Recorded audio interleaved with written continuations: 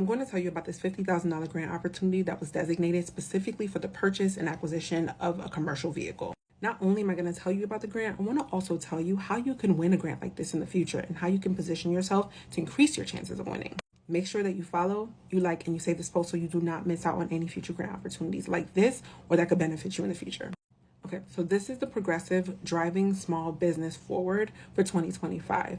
Now, this grant was awarding $50,000 to up to 20 businesses. So they had about $1 million in awards just for that. One of the industries that asked me the most about opportunities in this space is related to trucking or related to transportation. This is one example of a grant that might exist in the industry. Now, in order to win this grant, they want to make sure that you actually have a need for a commercial vehicle, right?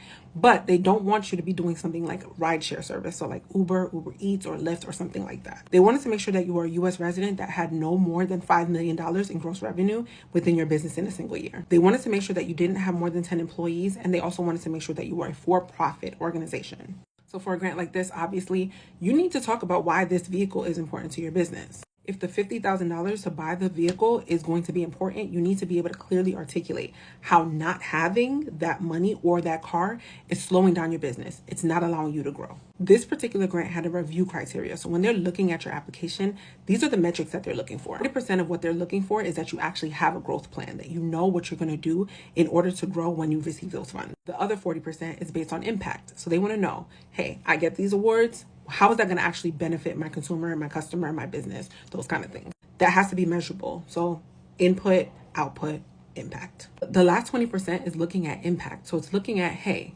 if I get this money, how is it going to actually also impact my consumers too? Not just me as a business. I'm going to grow. I'm going to get a car. Cool. But how is this going to benefit your consumers or influence them in some way? Now, all that said, if they are awarding this kind of money and they're asking these kind of questions, I already know that you need to stand out by talking about your readiness. So yes, you get the car, but do you also have the insurance? Do you also have the processes and systems and things in place to make sure that you can serve your customer and that you can maintain this vehicle on your own? This is just another example of the kind of industry related grants that are out there. If you have any more questions, please leave them in the comments. I'll answer and let you know what other kind of grant opportunities exist, or ask more specific questions so I can give more specific answers. Talk to you soon.